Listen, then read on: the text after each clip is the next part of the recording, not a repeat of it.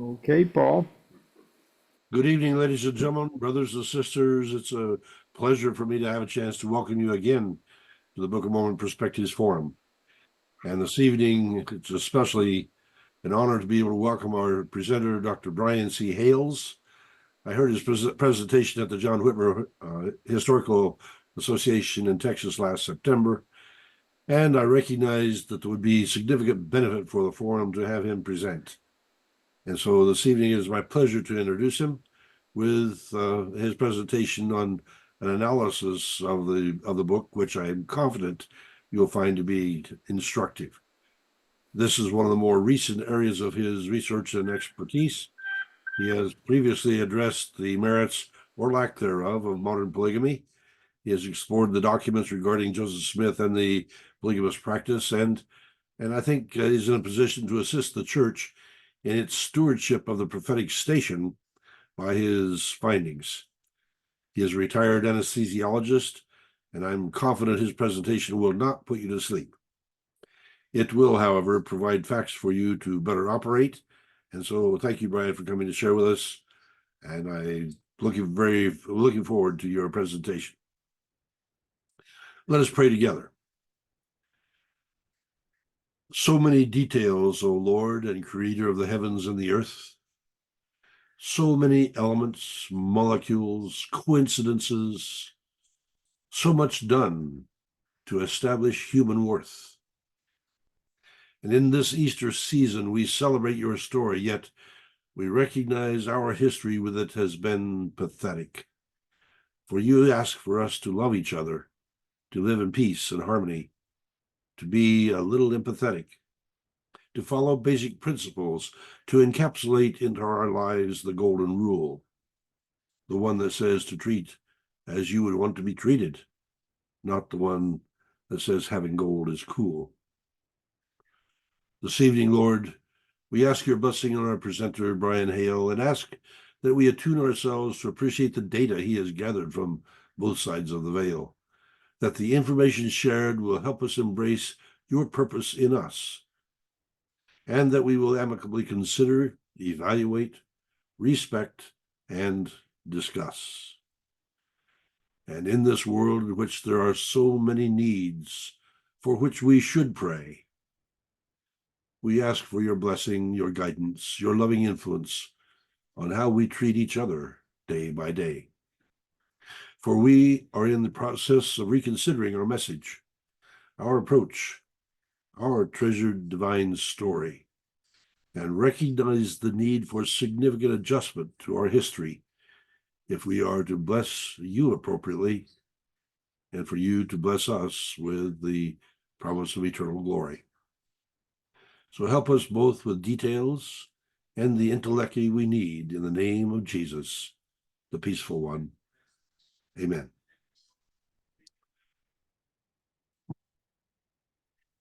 Brother Hales, I have shut off my slide sharing. The floor is open for you.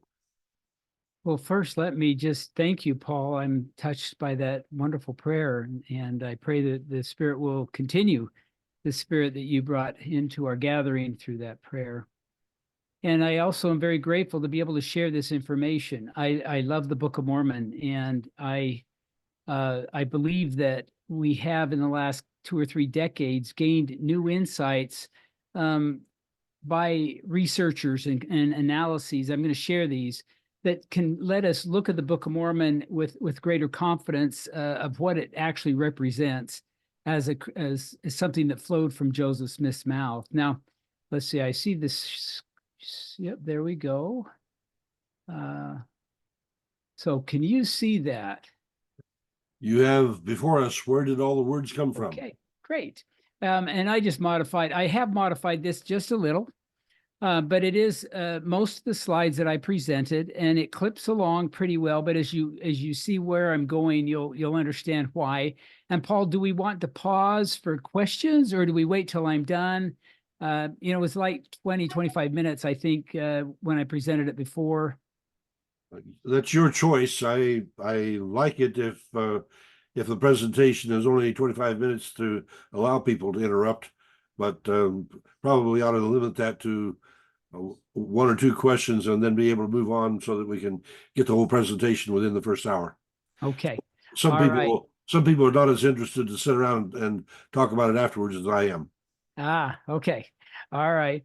Well, then with that, if you'll flag it or something, I can't see everybody, or you'll help me with the questions if that's okay. Fine. Well, Deb is our moderator, and if Oh, somebody Deb. wants to ask Okay. a question, then just go ahead and raise your hand, and we'll call on Deb to watch and interrupt if there's an appropriate time for that. Okay. All Thank right. you, Deb, for your help with that. So, the I think as we get started with the question, where did all the words come from? It's a question I don't think that people have answered very adequately for over 170 years. And it's a question that I want to address here. Now, I hope we all can agree on one thing, and that is that all of the words came from Joseph Smith's mouth. And this is a picture. Here you see Joseph looking in the hat. This is probably not accurate, and yet Anthony Sweat, who drew this, said every time he drew Joseph's face inside the hat deep enough to cut out the light, that it looked like he was throwing up in the hat, and so he had to draw it this way. And while it's disputed, I know there are voices out there saying he's got a curtain up and he's using gold plates. Really, if we go through all the accounts, this really is, I think, that the most easily documented. But that's not why I'm here to talk, is to debate that point. But if we return to the question, where did all the words come from? There's several answers. Joseph said it was by the gift and power of God. He said it was a supernatural process. But there are several theories today that are advanced by different naturalists, and the one that's most popular is that Joseph Smith was just smart enough. If you've read Dan Vogel's Making of a Prophet, and Dan's my friend, Brent Metcalf, there's these people who are really Book of Mormon experts, but they all say, oh yeah, Joseph could do it. Just because I can't do it doesn't mean Joseph couldn't do it. And that's really what they're saying. And I'm thinking that we really can do better than that. And so what I would like to do is reverse engineer the creation of the Book of Mormon. Now that might sound like an impossible task, but it really isn't as hard as it sounds. That we first just kind of disassemble the book, identify its parts. They're the literary characteristics, and you'll understand what I mean here in a minute. But then we reverse engineer those literary parts, those literary characteristics, asking questions. Well, what skills would an author need to create a book with these characteristics? And during a dictation, and if I illustrate it, you can see it here. You've got the dictation. This is the 1830 Book of Mormon. And then you can identify literary characteristics, and we're going to go through around 30 of those. And then we ask the question, well, how would somebody be able to do that? What skills would they need? And I've even added some slides, Paul. I hope it's okay, but I have submitted some of these characteristics to 11 chatbot, artificial intelligence chatbots. And I've asked them, what skills would a person need to do this? And so it's just kind of a fun couple of extra slides to see what the computers are saying, the skills that would be needed. But if we go back to just this first question, or the first step, it's disassemble the Book of Mormon, identify its parts. What we come up with is the fact that all of these books have really helped us understand the Book of Mormon better than ever before. And when you couple these with computer analyses, we can come up with a list like this one here. And so we're going to talk about all of these literary characteristics. Some of them are somewhat subjective. Most of them, I would argue, are really objective. These are just characteristics that hopefully we can all agree on the reality, or on their presence as part of the Book of Mormon. The word count is 269,320.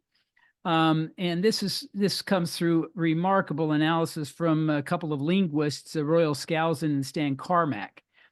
And that's a lot of words when we compare it to other books that are written in less than 12 weeks. Now, some of these books were in less than 9 weeks, but you can see the Book of Mormon really does show up as being quite a bit longer than, and this is just data I've gathered from the internet. It may not be comprehensive, but I looked pretty hard. But I really can't find anybody creating a book from start to finish, as far as we can tell, in that short of a time. And that, of course, is the dictation time that's of 3 months, which is pretty reliable.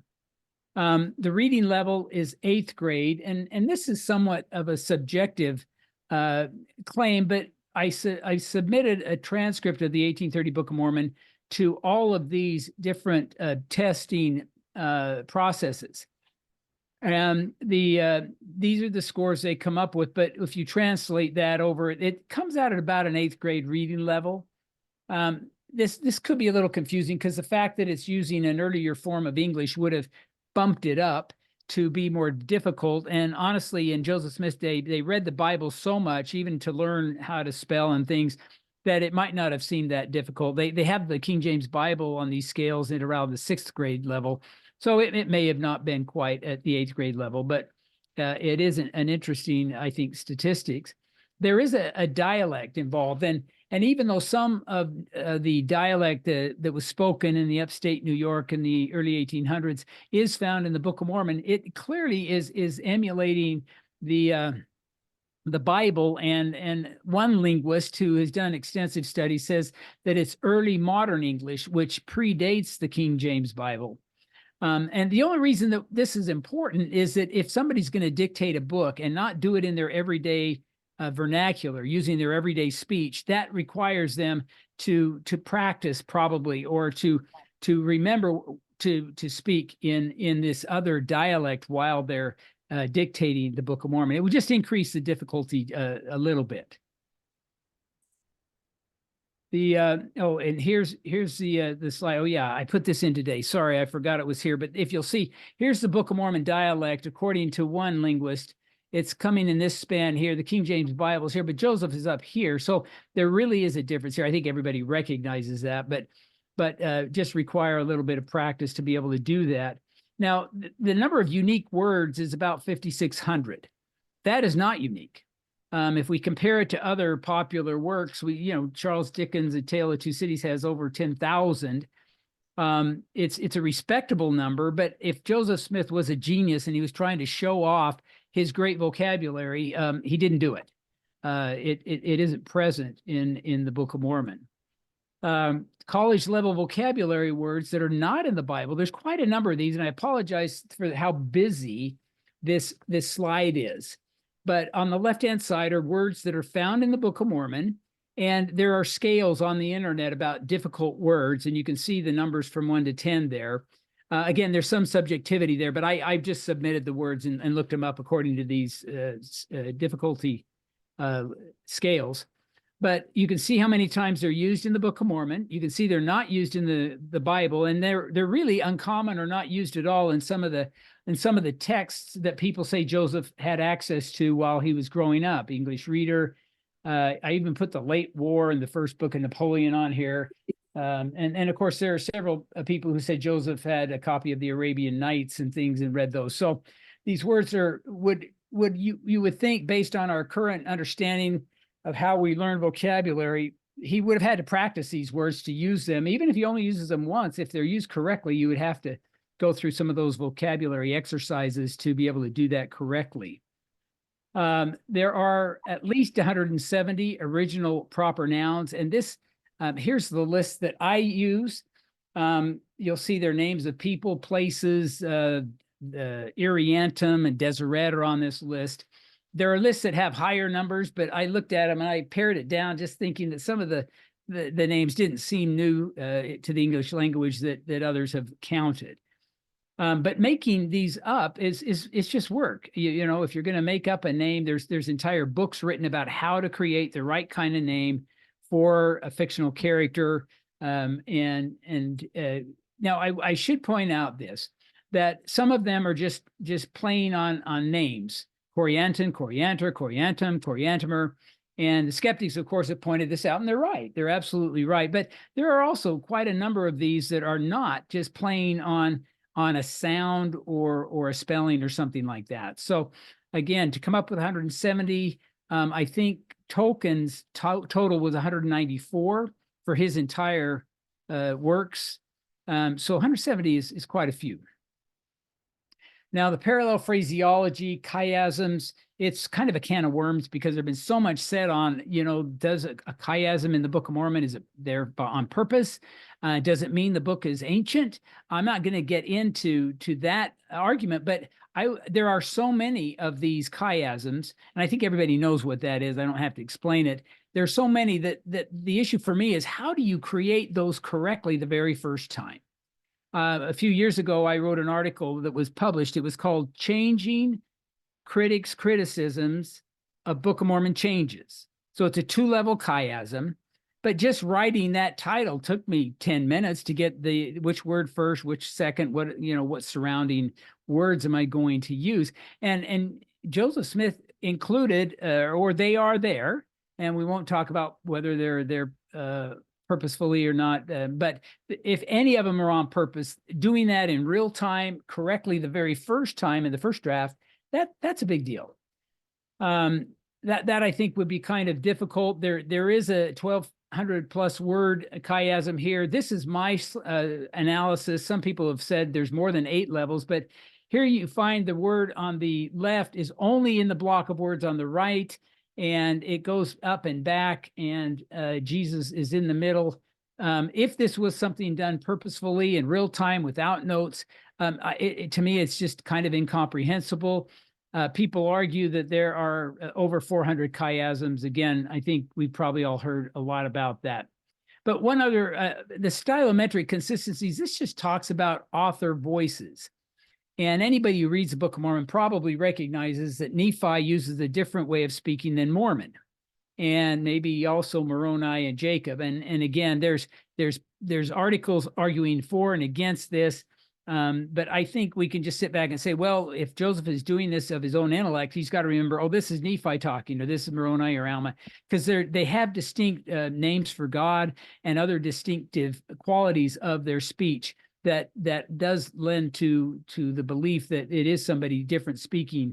And this was a computer analysis of it that I can't explain, but they've used computer analysis. I sometimes think the computers can tell us whatever we want them to tell us based on the input, but just a gestalt reaction to the text, I think, supports that there are different voices there. There's over 100 biblical intertextual phrases. And these are things where you'll have several words that just are lifted right out of the Bible, and they are integrated into the text. An example that comes from Grant Hardy's book is, you'll see Isaiah here up at the top, and then you see how that Isaiah verse is just integrated in the black with the red being added, and there's some crossouts there. But this kind of integration makes you think that Joseph Smith had memorized the Bible if he's doing this using his own intellect. And yet we have eyewitnesses saying he wasn't that familiar with the Bible. He did know the Bible, but he didn't have it memorized. There's not anybody who implied that or said that among any of the eyewitnesses to his work. There are 207 named characters, and most of these are not major characters, maybe a third or a fourth, or you call major characters. They are mentioned 3,780 times with 2 possible mistakes. And I put possible here because we're all aware that in the 1837 edition, Joseph flipped the names of Benjamin and Mosiah. And then in 1849, Orson Pratt flipped another place for that. So there's 2 names of Benjamin that were changed to Mosiah. And yet Royal Scouts and Dallin Bradley tell us that probably wasn't necessary, that the original readings could be correct. Here are the names. None of them begin with these vowels. And some of the names are used more than once. And if you boil it down to just the number of names, I think it's 150. So I can't remember now, but there are duplicates, Lehi 1, 2, 3, and 4, for example. That the number of names in the Book of Mormon at 207 is actually pretty remarkable. It's about 1 new name every 3 pages. And it's not as many as Harry Potter and the Sorcerer's Stone or War and Peace, but it's more than most of these other books that you see there. So coming up with these names. Each person would require some kind of a profile mentally kept, even if he or she only appears one time. This is something that increases the complexity. There are 44 social geographic groups. Here they are. The brackets tell us how many times they're mentioned. I'm unaware of any mistakes. And these 44 groups are mentioned 1,674 times during the 3-month dictation. There are 2 generations, genealogies here. This one is about 20. This one's about 30. They're maintained flawlessly throughout the dictation. Again, just telling us that the memory burden is pretty high and it's being carried out without mistake. There are over 100 titles for God. I call him here the primary protagonist, but here they are. And some of these are specific to the voices. Alma uses a certain words for it that nobody else uses, and that kind of thing. But making these up is certainly, this many is certainly more difficult than if Joseph Smith were just going to use a handful, a half a dozen or a dozen titles for God throughout the book. There's quite a few. There are at least 15 references to known geographical locations in the Old World. We're all familiar with this. This isn't new. You've got Jerusalem. There's the Valley of Lemuel, which we don't know, but there's Shazer, there's Nahum, and then Bountiful here. And of course, if we superimpose these on a map of that area, I'm frozen here. Oh, there we go. It really works out that Nahum is a bullseye hit. People say there's no archaeological evidence to support that simply is not accurate. This is a really great guess for Joseph, that the direction and the timelines, and then this direction and the timeline going over to a coast. There are wadis, they're called here, and they're very lush. And in addition to this, we have the map that shows there is a tribe of Nahum, and the vowels were not used. So it is also corroborating this point here in the text. And Joseph just guessed really well if he's doing this. There's no chance that he saw this map. It just wasn't available in his area. Even if he had trekked a great deal of distances in a way that wasn't documented. The geographical locations in the Promised Land, there are over 149. You'll see them here. Now, you'll notice I have land of, there's city of, there's waters of. If you take out those modifiers, there's 99. 99 locations. There are over 475 movements between these different locations. And the people down at BYU have plotted these, and these locations are mentioned 670 times. And there are 2 mistakes. There are armies marching in the middle of Alma to places that clearly have to be in error. And so we have 2 mistakes there out of 670 references. There are over 280 chronological references using 3 chronological systems. Again, using different systems increases the difficulty, the complexity of the text. All of the 280 are accurate. There's one that was disputed by 2 years, being off by 2 years, and yet it's all in the way you read it. It certainly could be correct as it is, and I don't remember that reference. I can get it if somebody's curious, but there are 77 major storylines. That's a lot. And the reason this is kind of important is because if you've read Dan Vogel's book, Making of a Prophet, this is a classic example. He goes through and identifies all these storylines that Joseph, took this storyline in the Book of Mormon from this experience that he had with his neighbor or something. He's pulling out pre-1829 experiences of Joseph to try to explain how Joseph got an idea. Well, there's 77 storylines, and some of them are kind of complicated. And of course, I'll give you a couple minutes to memorize this if you would like. I'm just kidding. But these are them. But if you look at them, they're each one of these 77 really is an independent storyline. The Book of Mormon is quite complex. And if somebody wants to draw a parallel to View of the Hebrews and the 20 parallels that B.H. Roberts drew, even if they were all accurate, and some of them are very general, but you've still got over 50 more storylines you've got to come up with. So drawing parallels, I would argue, is not the best way to try to explain how Joseph Smith could have created the Book of Mormon. There's just too much data that isn't accounted for. Flashbacks and embedded storylines. Here you see the primary line goes from 50 to 200 BCE. And then we have, of course, these flashbacks here, and there's no mistakes. They're carried out with great coherency by Joseph Smith in his first oral draft. So 63 major sermons. Here they are, and I'm borrowing a lot of this data from a book by James Duke. It's called The Book of Mormon, a literary masterpiece or something. On these, if you look on, I'm sorry this is such a busy slide, but I want you to know that when I say 63 sermons, the data is there, and these columns tell us what it is, who's speaking, who it's speaking to. Here are some of the topics. Here's the word count.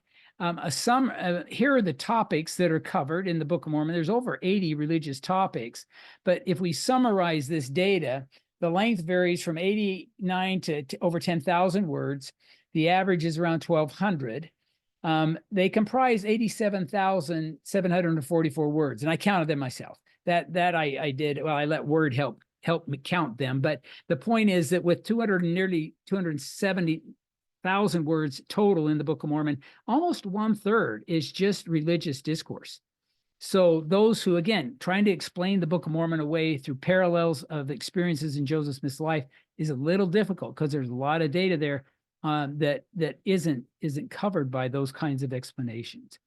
There are formal headings to chapters and books and editorial promises. This is where the text promises to talk about or discuss something in the future. There's over 100 of those. This is an example of of a heading. There's only 21 of these that are included in the actual dictation, and some are for books, some are for a few chapters. But this is important because William Davis wrote this book, Visions in a Seer Stone, and I love the cover. I love the title. But his basic thesis is that if Joseph could remember headings, he could lay down heads, that if he could just remember outlines, that all of the other skills that would be needed would just kind of fall into place. And I'm grateful to Bill Davis. He and I have locked horns a number of times, and I'm sure it will recur when my book comes out, because I'm arguing that being able to lay down heads doesn't quite get us there.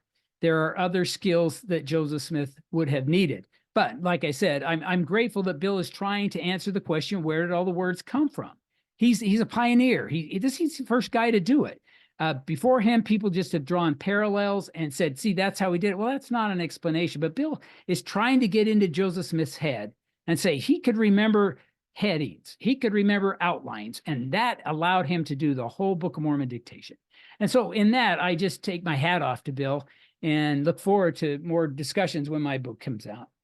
There are 24 historical sources that are mentioned, and by that, you remember the brass plates are mentioned. There's all these records, Jaredite history, Mosiah. Anyway, this just makes the book more complex. And the book talks about things that Joseph wouldn't have necessarily learned from his own environment or in the upstate New York district school system. And those are biblical law, olive tree husbandry. And of course, Romans talks about olive trees. But if you notice, the Jacob 5 account is a lot bigger. And we see in Luke and Isaiah, grapes and figs are talked about. But I mean, this is reflecting a great deal more detail and understanding.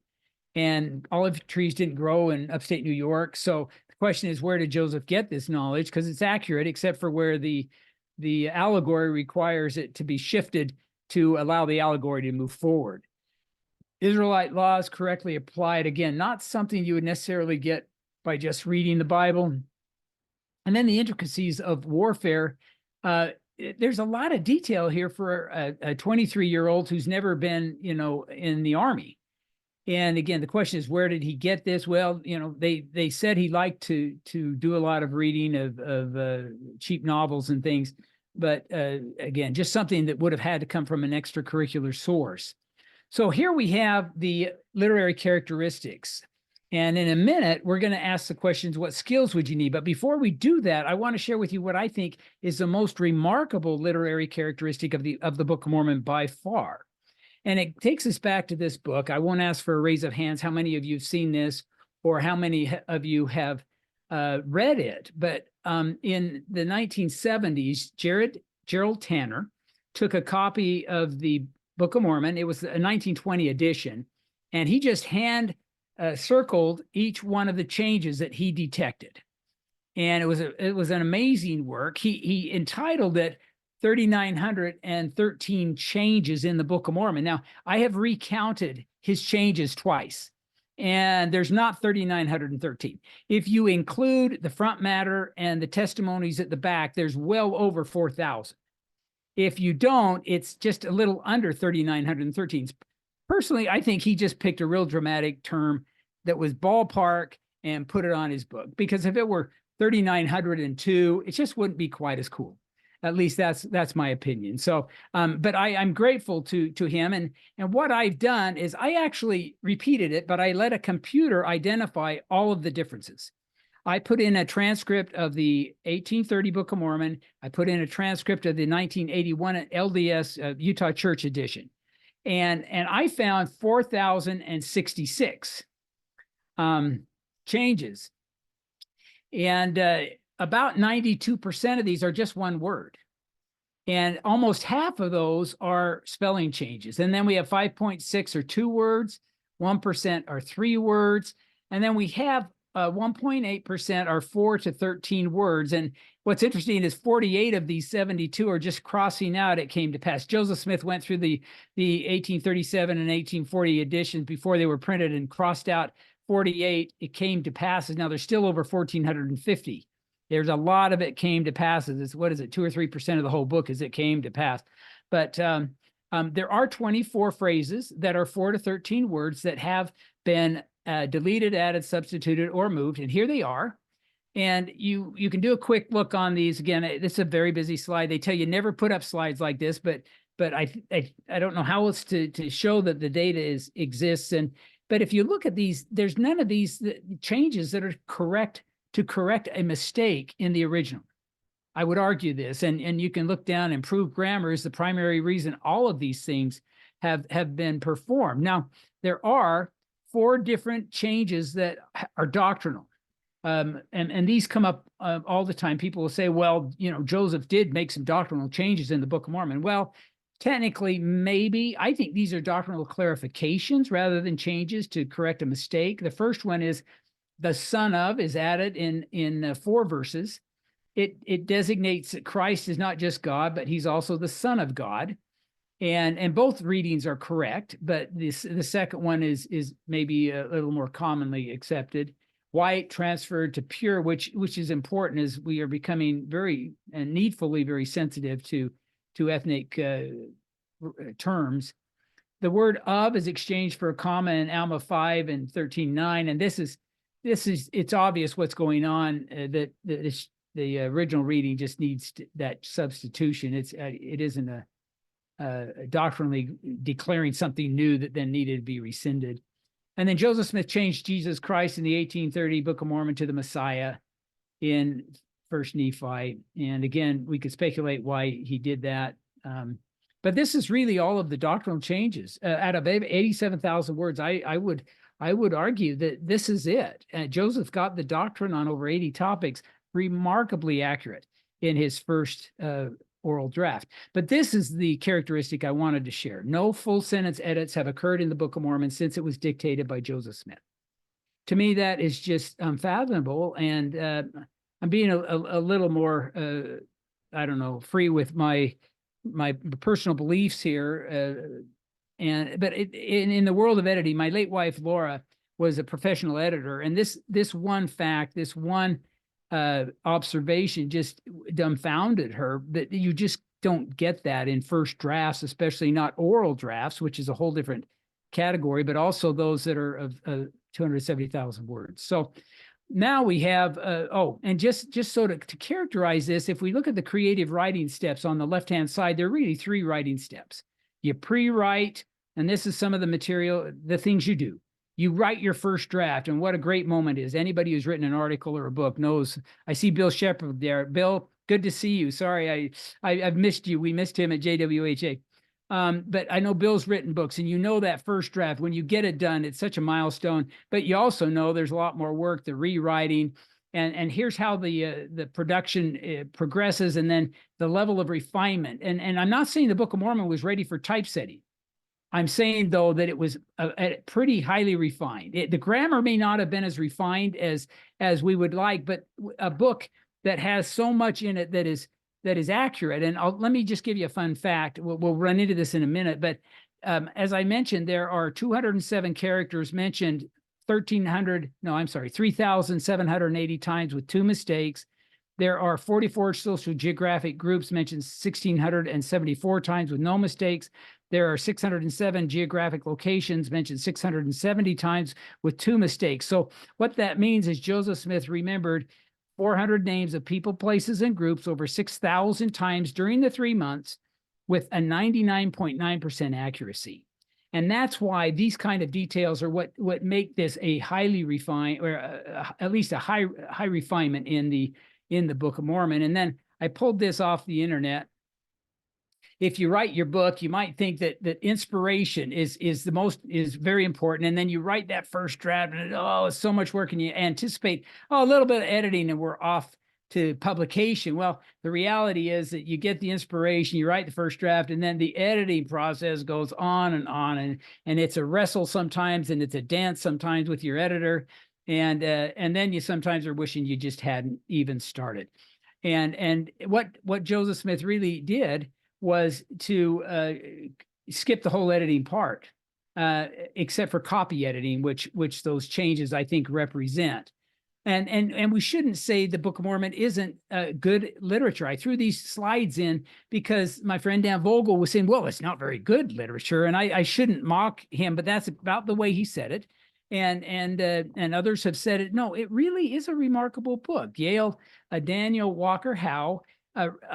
Daniel is not a Latter-day Saint, not involved with the Restoration, but he said the Book of Mormon should rank among the great achievements of American literature. It really should be recognized for that. Here's another one from a Pulitzer Prize for History. He said the Book of Mormon is an extraordinary work of a popular imagination and one of the greatest documents in American cultural history. And let me apologize. I shouldn't make fun of Dan. Dan is a friend of mine. We're constantly at battle with each other. But when he said that on one of his podcasts, I just felt bad because I don't think it's accurate.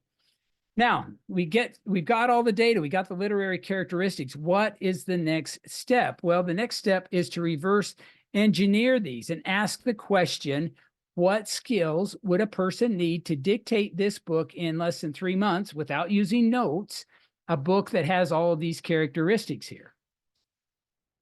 And what I did, and these are new slides, but I took this question, and again, it's a long question, but I took about, I think, 20 or 25 of those characteristics, and I asked what skills would be needed to compose and dictate in 3 months without notes, a book with these things. Not everything is there, and I couldn't in any way include the fact that no full sentence changes were going to be made after it was published. And I got, this is the readout from ChatGPT. That's the most popular one today. And if you just look down, these are the skills: writing proficiency, research skills, creativity, organization, attention to detail, time management. Well, and you can read through these.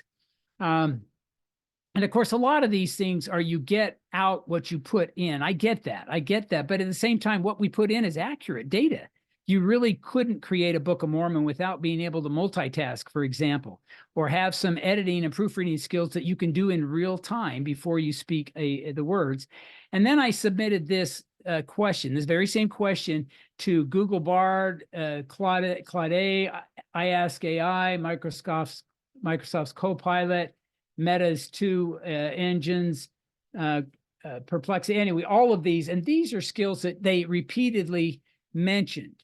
And so the assumption is Joseph, if he did this using his own intellect, must have had these skills. I think it's a pretty good assumption because we've got some pretty good computer programs, at least identifying these as maybe a baseline of skills. Now, I have my own set of skills. There are 10 that I work with in the book that I'm putting forward. I think he needed a lot of self-motivation. You can see here the reasons why would you keep dictating to get to 270,000 words when 50,000 words probably would have sufficed any goals that he actually was, if it was something that he was just doing using his own abilities. English language skills. He'd have to know some vocabulary words, the ability to make up proper nouns, and then of course to format all the sentences, syntax, grammar, those kinds of things. Imagination, creativity, there are 207 characters, 77 storylines. Research skills, again, you'd have to research the Bible. You'd have to know the text pretty well.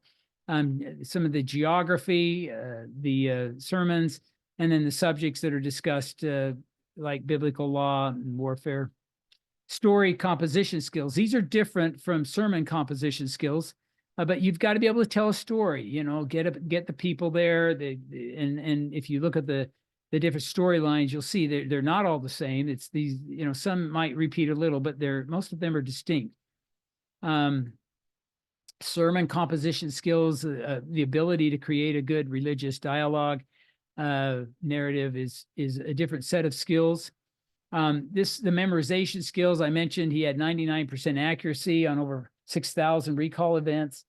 How do you do that? How do you even develop a memorization skill? Even if you use mnemonics, you probably run out of already memorized things to use as hooks. If any of you have used mnemonics, this to me is one of the more remarkable things of the whole dictation.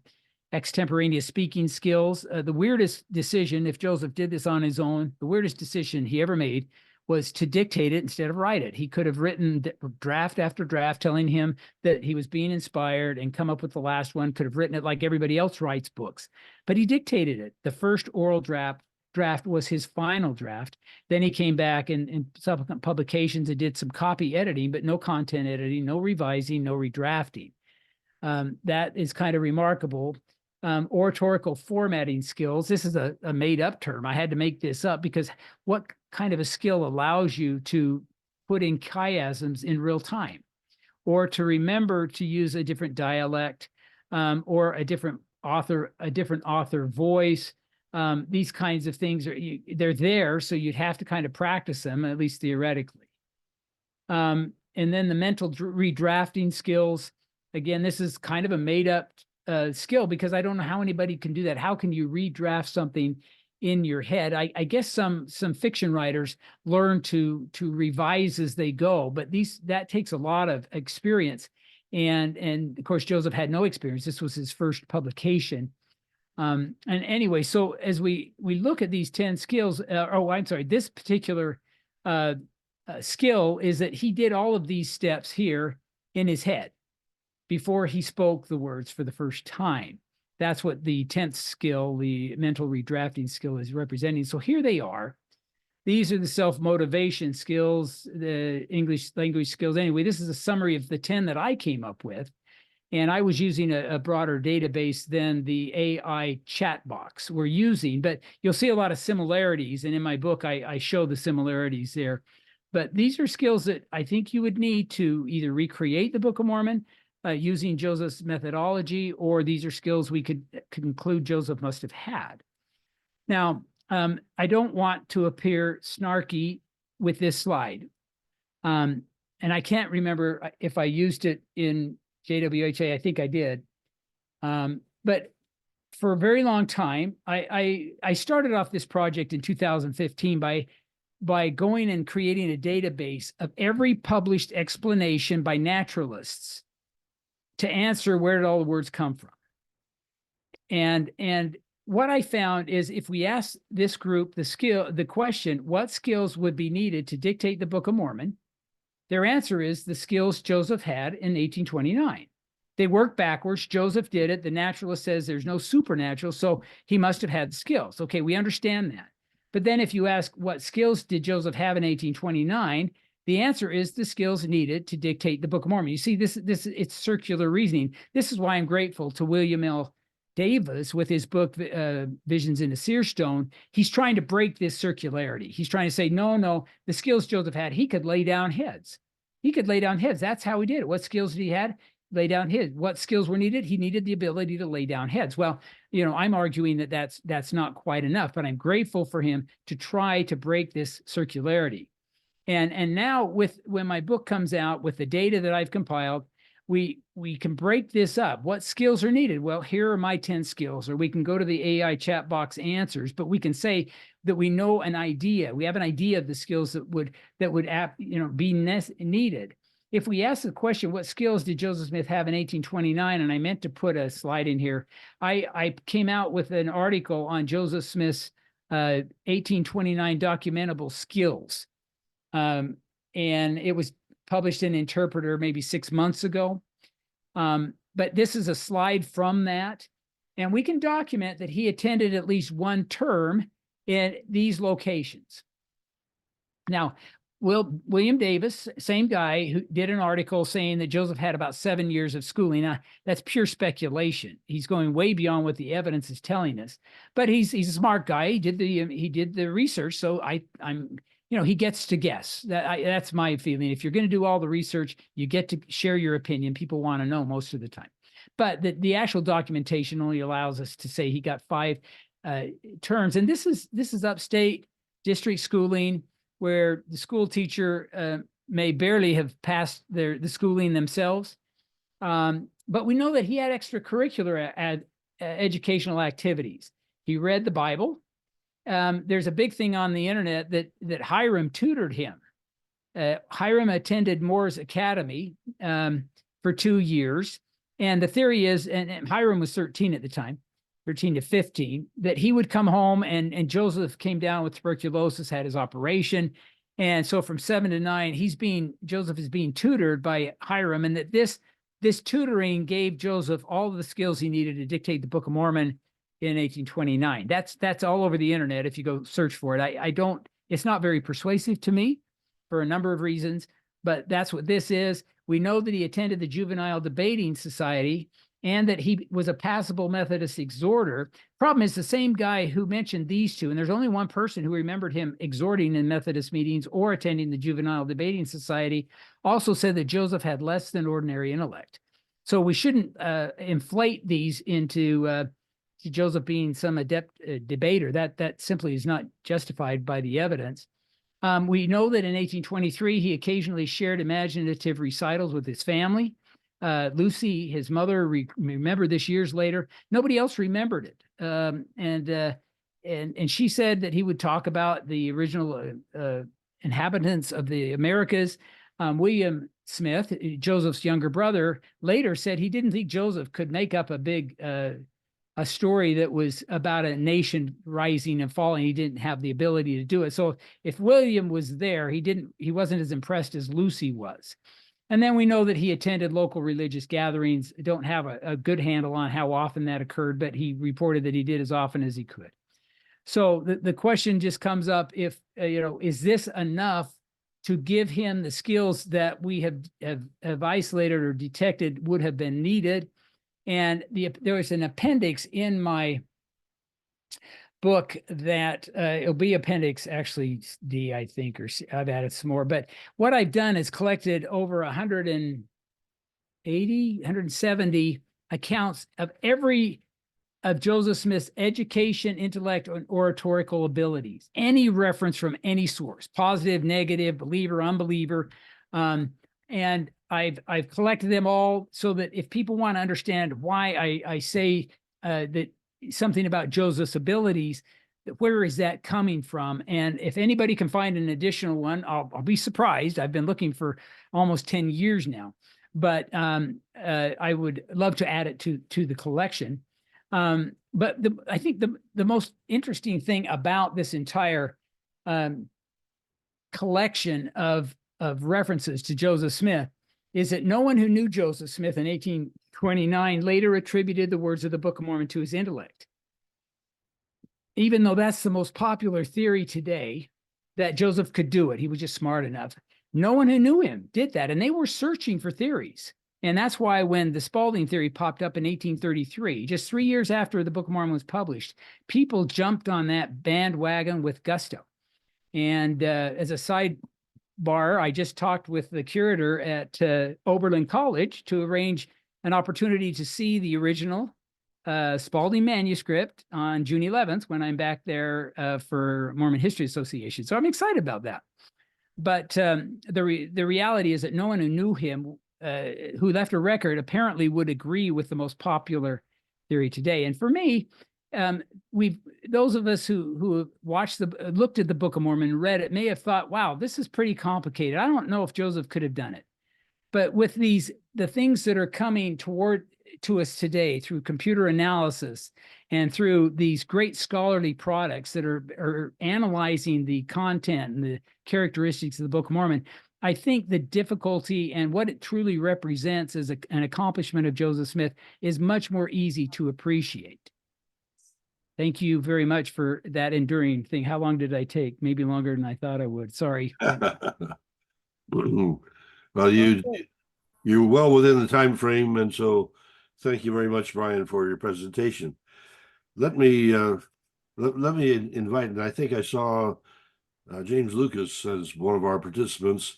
He and Jonathan Neville have written about Joseph Smith having some education both in Palmyra by going to the bookstore and also going to Uncle Silas when he was crippled and having a chance to do a significant amount of reading then.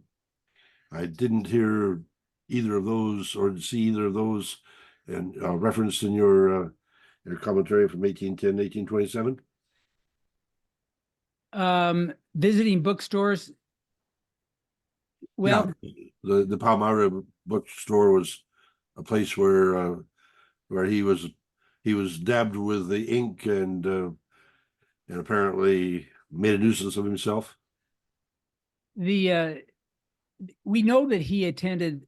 He would go into the bookstore and get his father's newspaper, and he probably did attend them. That incident, to me, wasn't explanatory of him getting a great deal of more knowledge.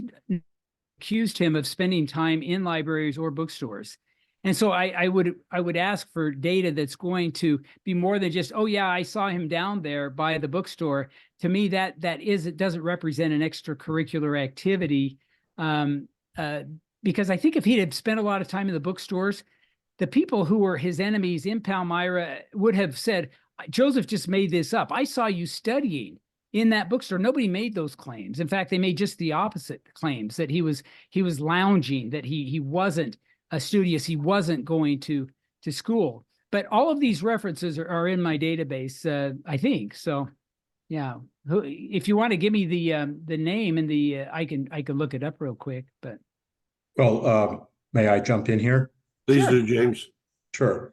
So, Brian, did you read Jonathan Neville's book on Jonathan Edwards' influence, or not influence, but vocabulary and phraseology in the Book of Mormon? Yeah, that to me, that's just one example of the parallelisms that people want to claim are convergences, but are just parallels. I mean, the language, and I haven't read Jonathan's book, and Jonathan's a friend of mine. I don't always see things eye to eye with him, but we get along, and I consider him a friend. I hope he does me as well. But these parallels don't show a convergence or a derivation or a connection. And this is just one. People, the critics often hold up B.H. Roberts' list of 20 similarities to the View of the Hebrews, or the Late War, Napoleon's First Book. You can find parallels everywhere. Who's been doing the parallels forever? Rick Grunder. A fine scholar, and he's got 500 pages of parallels, and believes that these parallels tell us how Joseph created the Book of Mormon. Well, I'm asking that we take those parallels one step further, and that is show Joseph had a connection, or maybe just acknowledge that just because parallels are there doesn't mean that there's a connection. Another good example is this latest book on Masonry. The first 2/3 of the book are just showing parallels between Masonry and Joseph Smith's teachings, but they don't show a connection. Does that answer the question? No, it doesn't. You clearly haven't read Jonathan's book, and you don't understand his work on Jonathan Edwards.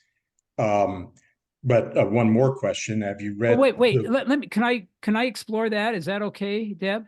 Well, I'm going to explain to you why I made that statement. But if you'd like to ask a question, go ahead. No, that's good. Is he showing that Joseph Smith was a pupil of? Well, go ahead and finish. If you said you were going to explain it, then that's intriguing to me. Okay, so what Jonathan found. Okay, so his methodology was this. Somebody else had discovered 750 non-biblical words in the Book of Mormon that were substantive. In other words, there wasn't of the or what, but vocabulary words in the Book of Mormon that were not in the Bible, in the King James Bible, that he would have had access to. So Jonathan, researched all hundreds of databases and sources to figure out where those came from, and he found, to his surprise, a huge number of hits with vocabulary and phraseology and blending of biblical verses in the works of Jonathan Edwards. And so we did, research, and the, Jonathan Edwards was pervasive in the Second Great Awakening. There were 1 million copies of his sermons published in cheap pamphlet form. He was quoted extensively in sermons by all the ministers. I mean, he was regarded as the preeminent predecessor to the Second Great Awakening. And there were, copies of his works available in that local bookstore that he went to every week for his father's newspaper. So the argument is that he was in various ways exposed to the pervasive Edwardsian rhetoric of his time.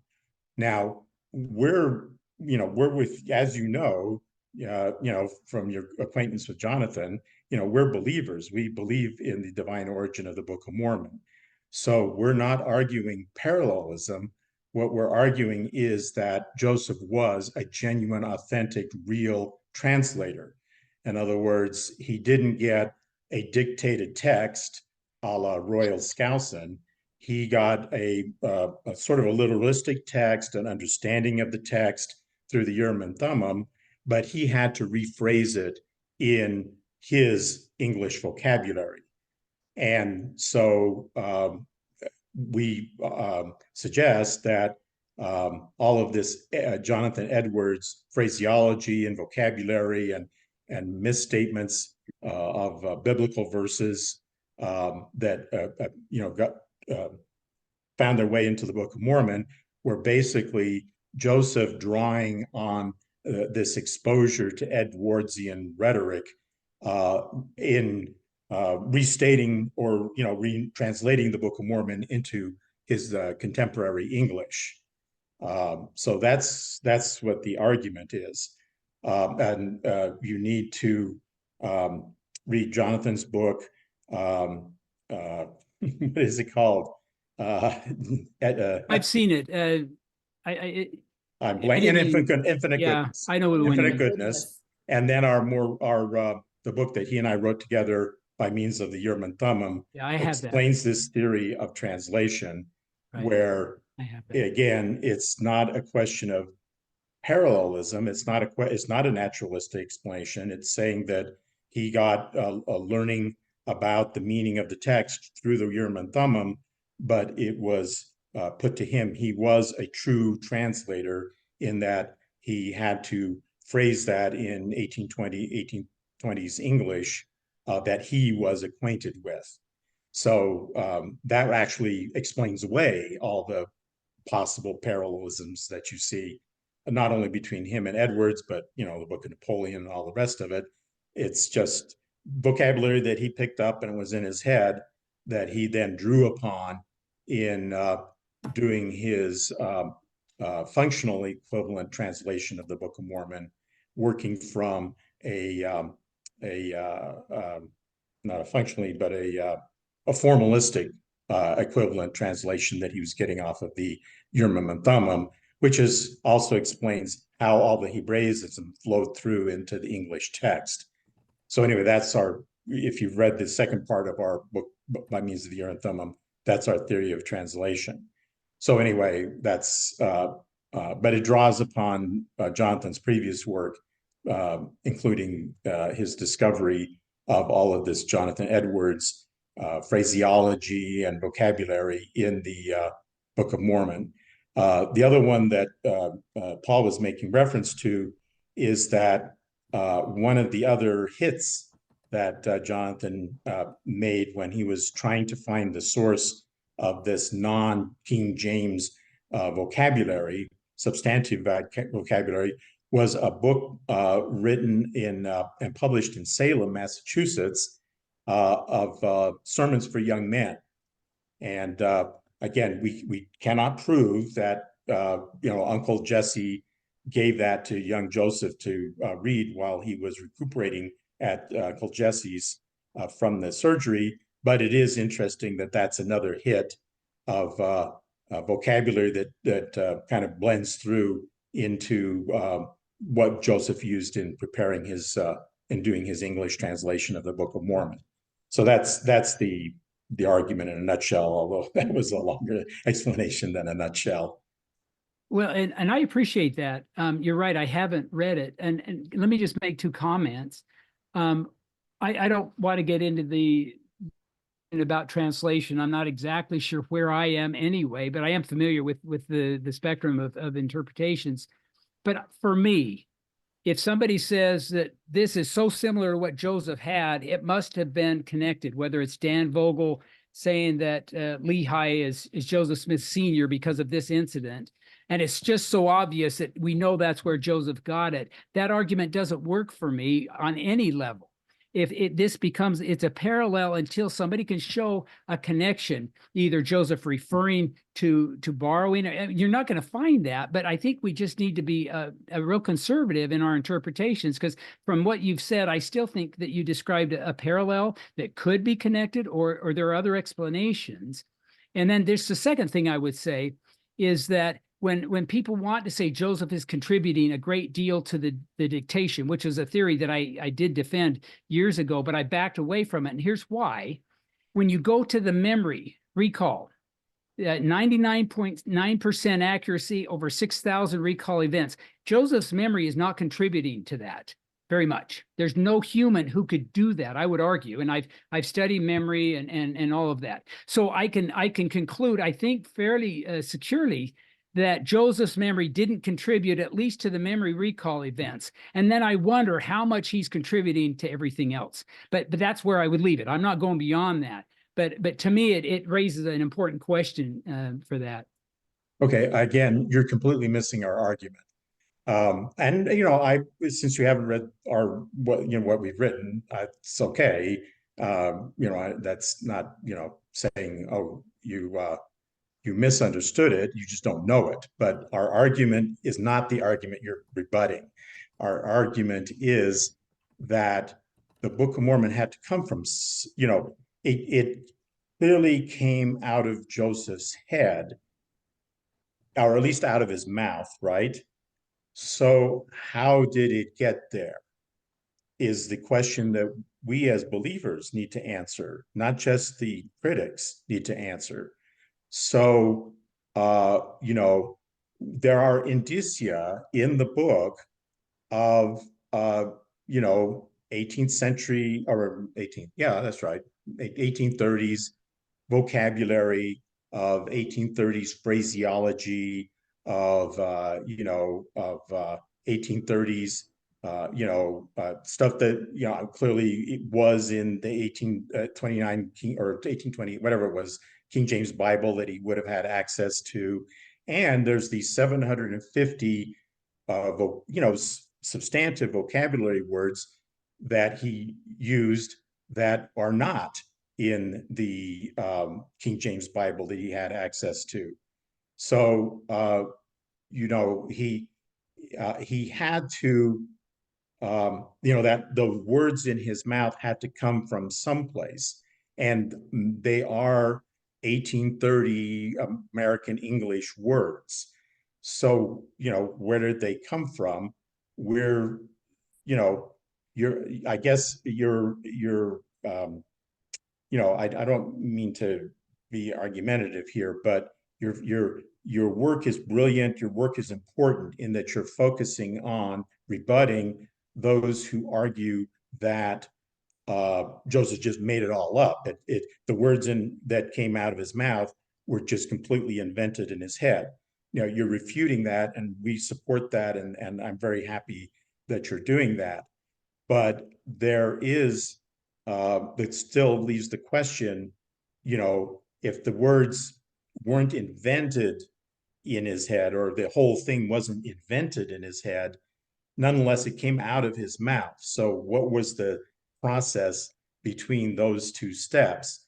And we're suggesting that the fact that it's 1830s English, that there is such a huge reliance on the King James version of the Bible, that there is this substantial piece of vocabulary, 750 different words. Jonathan's posted online all of his work on this. The fact that they seem to come from particular sources. They aren't just randomly collected from Joseph's environment, but rather they do seem to concentrate in the work of Jonathan Edwards, whose work was pervasive in the environment in which Joseph lived. We're suggesting that those facts which militate against or which are used by the naturalists to say it just all was invented by Joseph, we're saying, no, those aspects of the book are real, but they're also consistent with him being an actively involved translator, which is what he said he was. He called himself a translator, and he knew perfectly, people of his time and place knew perfectly well what a translator was. Some people try to, come up with other definitions of translator and say, oh, Joseph understood that in a different term. No, he knew what a translator was. Everybody in his environment knew what a translator was. It's somebody who knew two languages and spoke, converted one language into another. So we're saying, yeah, that's what he's called himself. That's what he was. But he was translating from, from an ancient text that he was getting assistance in his translation, but in the end, he was responsible for turning it into his English that his contemporaries could understand and appreciate, which is what a translator does. So that's our argument. We're not defending we're the naturalists. We think we're actually turning the naturalists' arguments on their head and saying,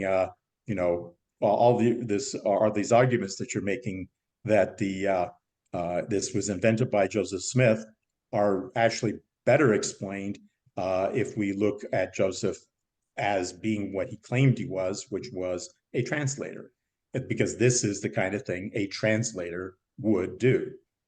So that's the argument that's in our books, and I appreciate it if you actually look at them, because I think they could be helpful to the argument that you're making.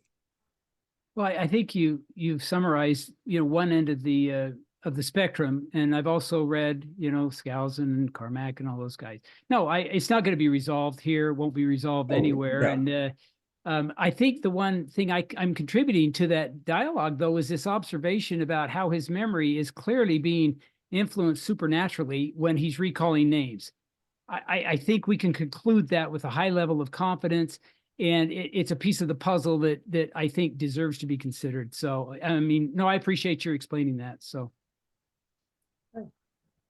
okay, I'm going to go turn the lights on so you can see me better. I'm sitting here in the dark, but I'll pass on to Rainbow Eagle, who I'm sure is going to make a very intelligent and incisive comment.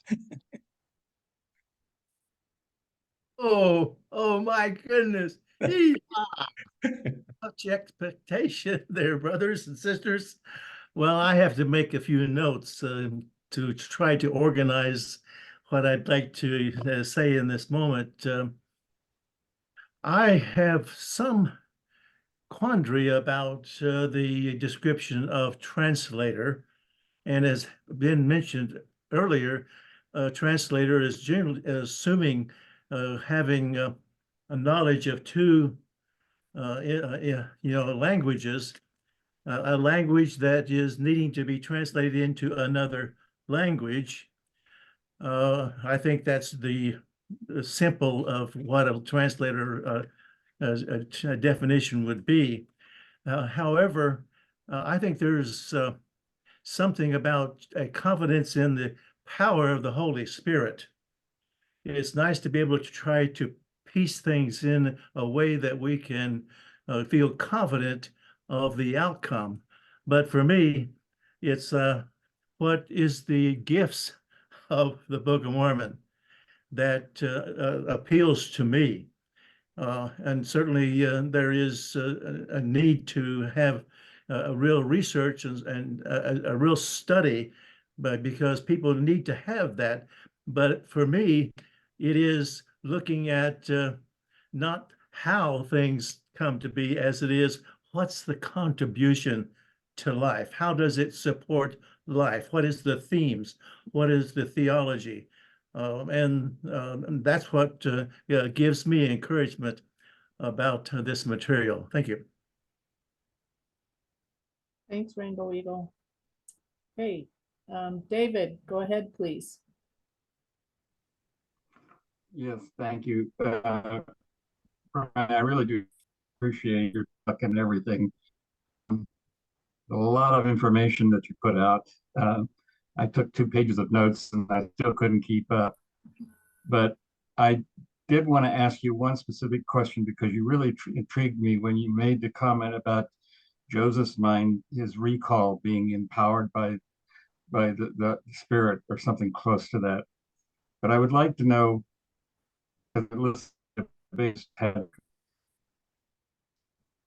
understanding the purpose of the Urim and Thummim was.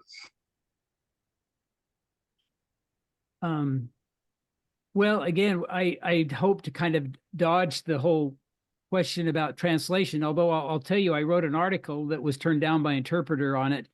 I think because I know one of the reviewers didn't like what I was saying because it didn't agree with his opinion. But so it is a topic that I've studied some, but what I'm saying is that people who try to say Joseph was smart enough to create the Book of Mormon invariably cross platforms in their comparisons. The most common one is, well, Mozart was writing symphonies at age 5. Well, he was writing music at age 5, but it looked like music that was written by a 5-year-old. I mean, it wasn't advanced. He worked on his musical pieces over and over, went back to him. It wasn't one spontaneous, unloading of every note being almost perfect throughout the whole symphony. And so these cross platforms also include people who can memorize pi, which is 3.14, yada, yada, yada, out to a zillionth degree. And they say, if somebody could memorize pi like that, then I'm sure Joseph could remember all of the things that he needed to remember during the dictation, but also all of the storylines and characters he must have made up beforehand, because you wouldn't think he's making all this up at the same time and keeping it all straight. Bill Davis's theory is that Joseph had years before 1829, 1827 to make up all of the storylines and commit them to memory and all. And so they say that because somebody can remember a lot of numbers, that Joseph could remember this, but there's never a real good example of somebody who has actually done it. And what I'm saying is that during the dictation, an easy fact is that there are over 400 names of people, places, and things recalled over 6,000 times with a 99.9% accuracy. That is beyond the human performance maximums for memory. And I argue, and feel free to push back. I want to hear, what the arguments are before my book comes out, but I don't think humans can do that. This is a fact that deserves some special consideration. And so you could also say that if Joseph is getting help with his memory, he may be getting helped with a lot more than choosing the words. I don't think Joseph was smart enough to choose the words the way that James was portraying, but it's not something I've studied that element in great detail. There are 3 eyewitnesses who related they thought Joseph was reading. But how would they have known unless he told them? And of course, David Whitmer said Joseph did say that he was reading words from the seer stone. So we've got that whole argument. But again, it's not going to be resolved here. There's lots of good stuff written on both sides of the argument. And I'm just adding this one little fact that I think we can see God in the process pretty controlling every time a name is being recalled. So how much else is he helping dictate by specific words? I guess we just have to decide for ourselves. But what do you think of the purpose of the Urim and Thummim was? Well, specifically, we know that Joseph needed a crutch, or in my view, I shouldn't say we know, but in Brian Hale's view, Joseph needed a crutch to believe that he could translate the Book of Mormon. Translate being a word that we aren't exactly sure, even though James told us the traditional translation of it, a meaning definition of it. I don't know that we are able to hold to that strictly, because we have people saying he was reading. The Book of Mormon says you will read the words. I mean, the whole argument on that side I'm familiar with as well. But the seer stone was a crutch. Joseph needed it to be able to believe in himself that he could do this. Obviously, it didn't help Oliver when he tried for a very brief period, but it was sufficient. Joseph finished. He got some revelations by the seer stone. By one account, he said, "No, I don't need it anymore. I can do these revelations without." So I see it as a crutch. Did that answer the question? Well, I'm just trying to get from the discussion you were just having with James, where I get a little bit confused, or not shouldn't say confused, but blurry a little bit, is in the process, and we don't know, of course, the process of translation, but we're given hints, that he was using the Urim and Thummim. But what James was just saying is then Joseph was taking the words and translating them in his head and using 19th century language. But wouldn't that take an awfully long time of thought and making sure I've got the right words and everything? And that would, I kind of think, take away from the whole process of what this event was actually providing with us. I think that's a question for James, maybe. I don't know. Well, that's why I'm wondering about because I believe my personal is that the Urim and Thummim had a lot more to do with it. It was, I don't agree with your term crutch, but I think it was an aid, yes, and it wasn't, to give him assistance as much as the Holy Spirit was supposed to be giving him the assistance. And I think we kind of take away from the power of the Holy Ghost, or the power that was given to Joseph, by trying to take apart all of these things in order for us to understand them. Because if we are to really understand them, God would reveal them to us. But I just was curious if you had any particular ideas about the purpose of the Urim and Thummim. Thank you.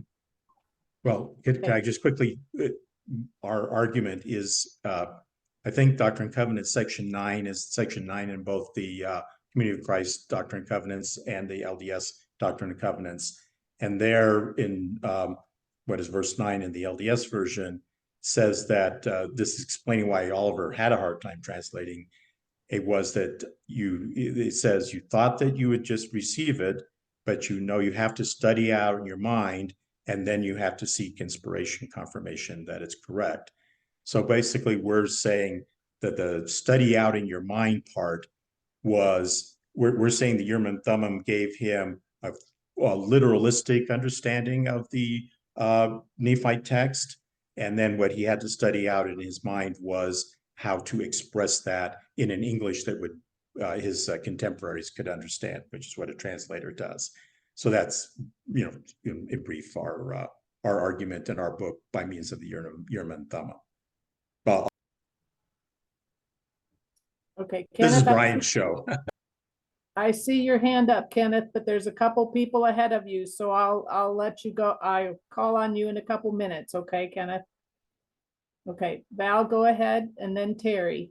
Okay, just a comment on what Jim's saying before I get to my comment, I think Jim's point and Jonathan's is Joseph Smith had to have a lexicon he worked from, a set of words he knew. He can't translate with words he doesn't even know.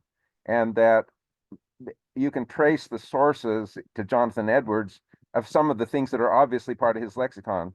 And whether he got them from Jonathan Edwards or not, he might have got them directly or he might have got them indirectly, but that's what they're rooted in, is the vocabulary of Jonathan Edwards. And it's not surprising that that just became the lexicon people worked with to express religious ideas. And that would be part of the inspiration. But what I wanted to focus on is, I think you mentioned that Grant Hardy's ideas about how you actually have different voices in the Book of Mormon. So Nephi's voice is not the same as Moroni's voice, and he does it differently than the computer. I mean, he's showing the point of view, the characteristic interests that Nephi has, Mormon has, and Moroni have differ. And what I wanted to comment on a little bit is it's just highlighting the level of genius. This reinforces your claim, the level of genius that would be needed to do this. I've got a piece coming out in the Interpreter, which is talking about Moroni, and it's looking at Moroni's 5 endings to the Book of Mormon. And what's interesting about it is, if you look in Mormon chapter 7, Mormon gives his farewell there. It's the rhetoric there is beautiful. And then in Mormon chapter 8, the first 5 verses there are Moroni describing his situation and circumstance. I think that is actually the first ending that Moroni wrote. And then 16 years later, he starts at verse 6, he starts with something else.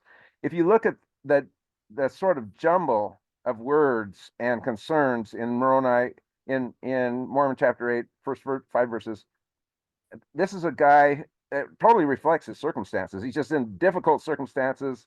It's a terrible farewell. Rhetorically, it's a very poor ending for the Book of Mormon. You go in then to the rest of chapters 8 and 9, which is supposedly it would be 16 years later, much more detailed, but a very negative attitude towards his future audience and not rhetorically effective. Right at the end, when he's about to finish up, he starts talking about, if we were writing in Hebrew, it'd be more effective. He goes on and on about that sort of thing. It just wasn't rhetorically effective. His next ending is in Ether 12. He's much more rhetorically effective there. His most artistic ending, in one sense, is the Ether 15, where he just lets Ether write their ending. And then if you go to Moroni chapter 10, his attitude towards his audience has changed. His rhetorical effectiveness, he's lost all of his self-consciousness. He doesn't make excuses anymore. He just speaks directly to his audience. So what's reflected there is a growth over the 30 years of Moroni's composition. He's changing. So it's not just one voice, it's multiple voices that emerge across time. It's the kind of thing, and I think it's demonstrable, but also literary influences. It's very evident that Moroni chapter 10, and I demonstrate this in the article, was a building on what Amalekite did at the end of the small plates, which had been Mormon's original ending for the Book of Mormon. So Moroni is working with sources. He's growing across time, and these changes are notable and demonstrable. So the kind of literary genius that is required to take a character and say this character is going to be writing over a period of 30 years and actually show that change in rhetoric and maturity, spiritual maturity, rhetorical effectiveness. It's not just one voice, it's multiple voices. Now that's a discovery I'm bringing forward in this article, but people are making discoveries like this all the time of new levels of depth and complexity in the Book of Mormon. So this is just to sort of add on to your slate of the level of genius that Joseph Smith had to have. It goes beyond everything you're saying. It has those things, everything you're saying, but it's just the level of literary genius is just extraordinary. And people that want to try to make a naturalistic explanation, I don't think they appreciate what they're taking on. I'm done. Okay, thank you. Appreciate it. Terry and then Kenneth. Go ahead, Terry. Okay. First of all, I have a question for Brian. Brian, were your grandparents on a mission in Nauvoo in 1968? Actually not, but I bet I was related to whoever it was. We all go back to a monogamous couple out of Nauvoo. In 1842, they were sealed or married there. So Okay, there was a couple there, the Hales, that were in Nauvoo in 1968, the visitor center, when I started doing archaeology there, that highly influenced me to go on a mission. So I appreciate that. I'll Okay, claim my them. comment is that, and I'll get chopped the heck out of this, but Joseph Smith did not translate one word. He transcribed everything. Either it was all through vision, either he saw it or he heard it, what to say. Now, how he said it and the language he said it doesn't have a lot of effect on anything. It's intriguing to listen to this, but everything was through revelation. He didn't translate a thing. And I'm OCD on people using that word because it was transcription. It was not translation. And that's why Joseph could remember these things for years, as it came back to him, I'm sure. And so, I think several people have danced around that tonight, but I'll say it, that's where it came from. And nothing can change that. That's why we like the Book of Mormon. Okay. Okay, thanks, Terry. Kenneth? Okay, There's- this is Kenneth Melton, and one of the things I agree with you that it was the translator was not Joseph Smith. The translator was God, because the language was not developed in 1830 area. What was happening was the God told him the words specifically through the Urim and Thummim what to write in the Book of Mormon, and he told them right from then. There was no King James version or anything like that around him when he was translating. That was Emma Smith's recording of that. And she said specifically it would be real hard for a learned man to do this and go back to the same thing without asking where he was at. But then start right then again over and over and over. But for him to do it, it was practically impossible.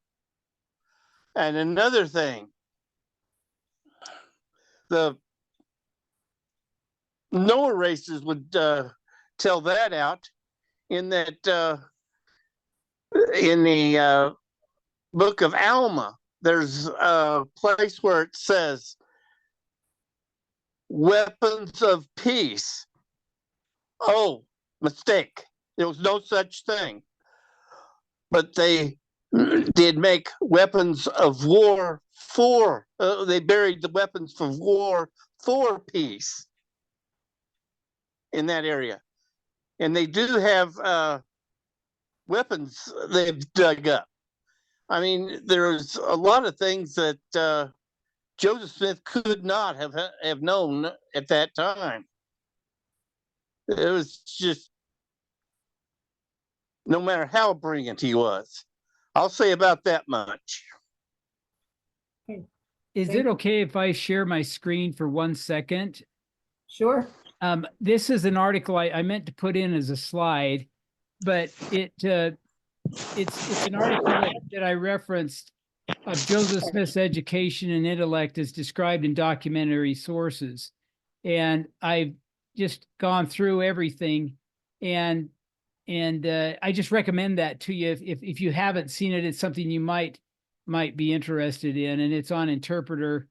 And does it say when this came out?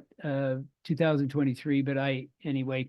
So I just wanted to jump in and share that. Okay, thank you. Okay, Rainbow Eagle, it's your turn, and then James Lucas. Go ahead, Rainbow Eagle. Okay. This is getting really fun. I appreciate being able to see all the contributions and everything. As you may know, I'm a cultural kind of person. In my studies of Judaism, I would like to at least indicate that there is something that we can understand about the Urim and Thummim and apply it to the subject that we're talking about here. I've been wondering about what I want to present in a couple of weeks or something. But the Urim and Thummim is an old Jewish culture thing where there was obviously 12 stones and a breastplate, and a significant person would be consulted to get God's will about a certain consideration. And so that high priest would put the Urim Thummim on. And the suggestion is it is a way of being able to have the direct will of God to the people. It also was a part of the Jewish court system that can be revisited, that whenever everything was all done, that's kind of interesting for this particular weekend, then the last thing that was done was to put the Urim and Thummim on by the high priest to get the final, it's okay for a sentencing of a person. So there is some history having to do with the Urim and Thummim that really indicates an attempt to be able to get the actual will of God. That's the reason I mentioned something about, for me, it's the contributions that I find in the Book of Mormon, and it's the confidence that I have in the will of God and the power of the Holy Spirit to bring something to people. Thank you. Thanks, Rainbow Eagle. Okay, James Lucas, go ahead, please. Okay, so this is Brian's show, so I'm not going to go back over these other arguments. I did have one specific question though, and I apologize, I got in a little bit late. So on your list of characteristics of the book, you had listed early English, but I missed your explanation of that particular slide. So just an inquiry, when you listed early English, have you adopted Royal Skousen and Stan Carmack's argument that this is in early modern English, or are you just kind of referring to the fact that there are older English expressions such as are found in the King James Bible and so forth that are reflected in the text? That's a great. Oh, I'm sorry. No, go ahead. Sorry. It's a really good question, and I was talking with Brant Gardner about this very thing because he pointed out to me that I mean, Stan and Royal are linguists; they're really smart people, but nobody's really pushed back against that. And Brant thought it probably could be pushed back at least a little bit, but from the point of an orator who's having to dictate a whole book, I think we can agree that while upstate New York vernacular does occur in the text periodically, the bulk of the text is in a different vernacular. and that learning to do that is harder than dictating a book in your everyday speech. That's my point. I mean, yeah, right now, Stan Carmack's arguments, and I've read all his articles, and he actually is sent me an email summarizing some things that I include in my book. I think he makes a pretty good argument that this book, predates the Bible, or at least is a solid, well, it does predate it in some things, whether they're coincidental or accurate, but he's got so many examples. So I'm kind of leaning that way, but the point of the book is that this is harder to dictate in a non everyday vernacular. That's the point. So would you agree with that, James? I mean, you obviously thought about it. Oh, yes. No, I would agree that it does not reflect the everyday vocabulary and phraseology of early 20-year-old 1830s upstate New York American English speaker. No, I would agree with that. So I would, again, I'll just point out that we dispute Stan and Royal's argument in our book. We have a section on that on our book, By Means of the Urim and Thummim. And part of the argument, again, goes back to Jonathan Edwards. Jonathan Neville has shown that a lot of the phrases that Royal and Stan ascribed to early modern English, in fact, were still present in Joseph's time because they were in Jonathan Edwards's works, which were just repeated and repeated and repeated at his time. So that's just an FYI. And also to Terry, I respect your point of view, but our argument is that it is most definitely not a transcription. It is a translation. And we have a whole chapter in our book, so I'm not going to repeat it here. But if you are interested in seeing another point of view on what you commented on, we do have a chapter in our book, By Means of the Urim and Thummim, addressing the arguments that it's just a straight transcription. But this is Brian's show, so I'll not advertise my book any further. We all should look forward to getting Brian's book because it sounds like it has great stuff in it. Okay, thank you. Phil, go ahead, and then Paul. Yeah, listening to everybody, I'm really glad that everybody's jumping in here. I think that's everybody's got something tugging on their heart, and so that makes me a little bit excited about it. But it's funny thing because who are we without the Holy Spirit?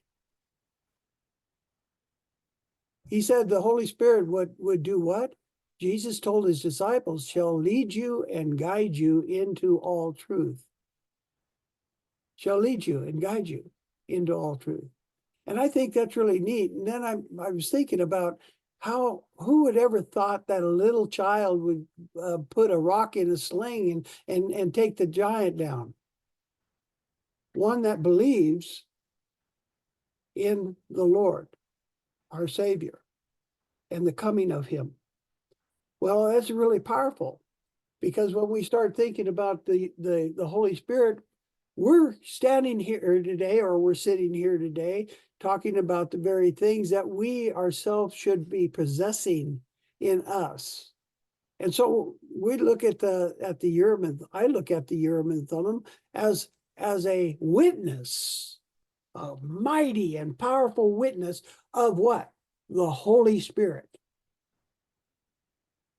Given you the choice to choose, ye shall receive power after that the Holy Ghost has come upon you.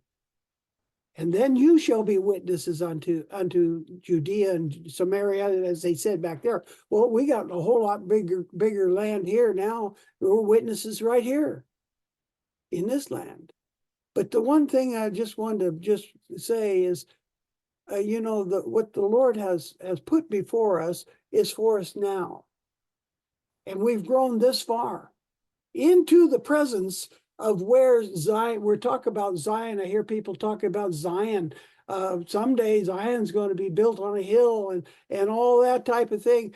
But yet, my goodness, the Lord could talk through a donkey. Now, I don't say that at anybody, but that happened in the Bible. Where Balak went and he was not supposed to go. And the donkey talked to Balak and told him, why are you trying to kick me and keep me from going through the pass?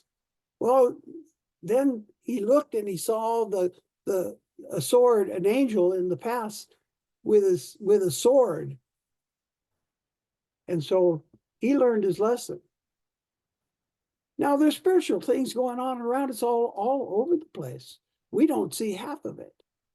But I just want to say, you know, it makes me excited that we're all chewing on this thing, trying to get something out of it. And I tell you what, the only thing that can lead us into the truth is the Holy Ghost. He said, ye shall receive power. After that, the Holy Ghost has come. Well, my goodness. Well, he did come. And it sat upon each of them as a little fire. I could see the Urim and Thummim jump out off its pages right before Joseph Smith, because it set upon fire. And I just want to say, boy, I see such a loving Lord and a loving Savior that is telling us, I've given you the strength to listen and to believe.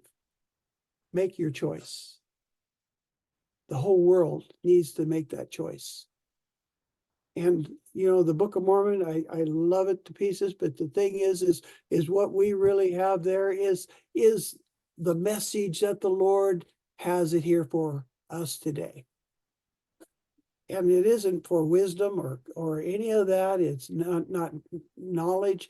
What does it say about charity? Charity's not puffed up, does not behave itself unseemly, seeketh not her own.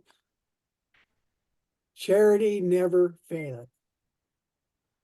And if we can get a hold of that, maybe the Holy Spirit would lead us right to that.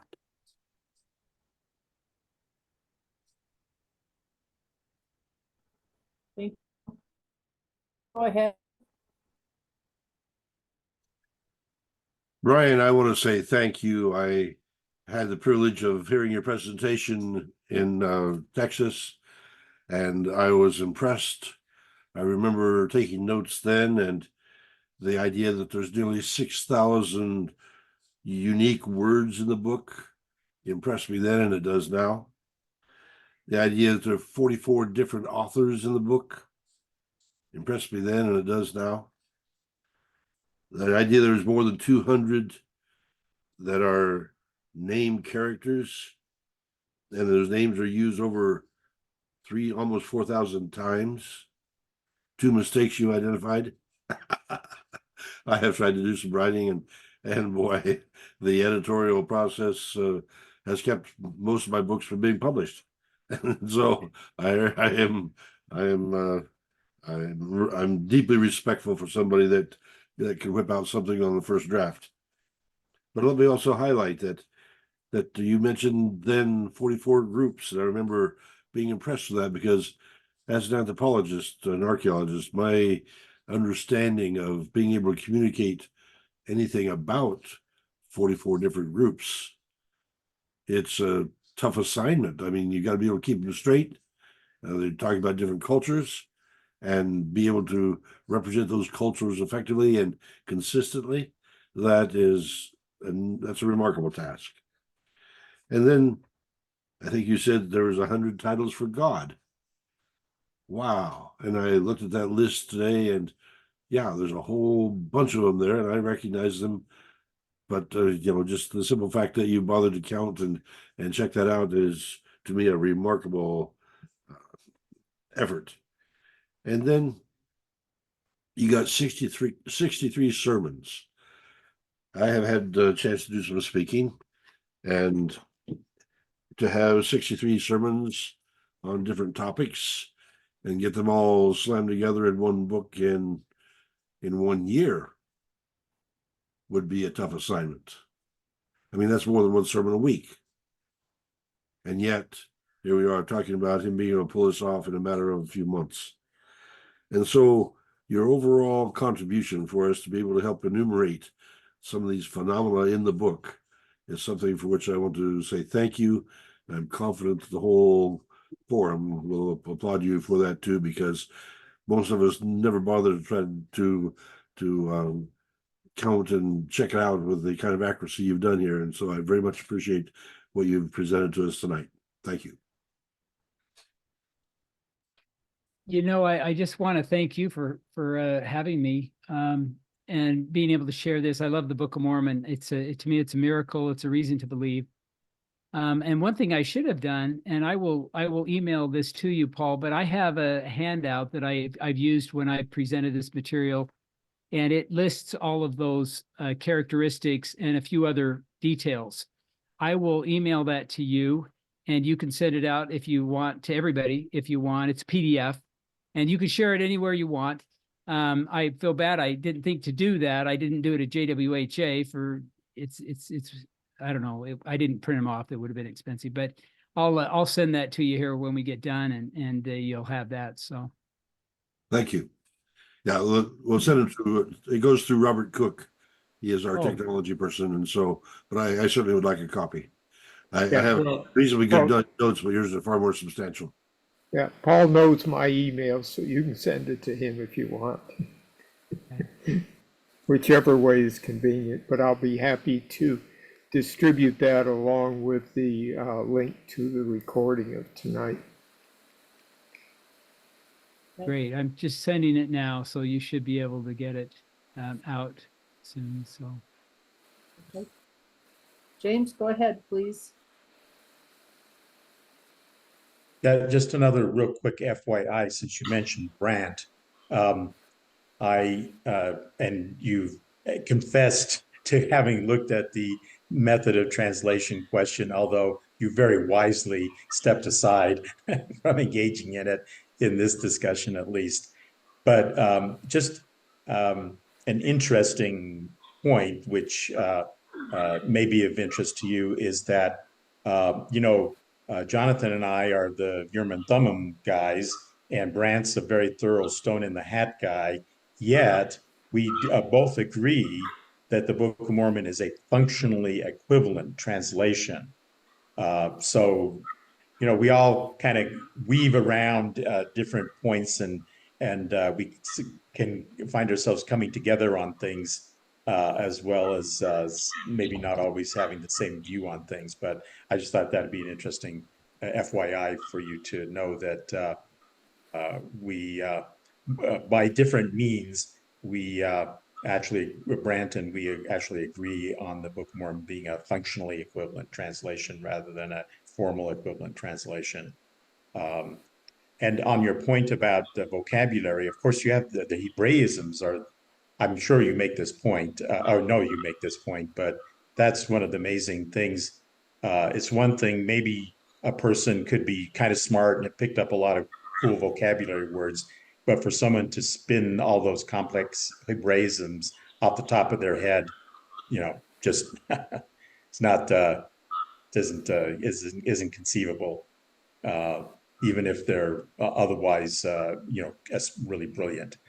So anyway, just confirming an argument I'm sure that you're making, and really look forward to your book. Thank you.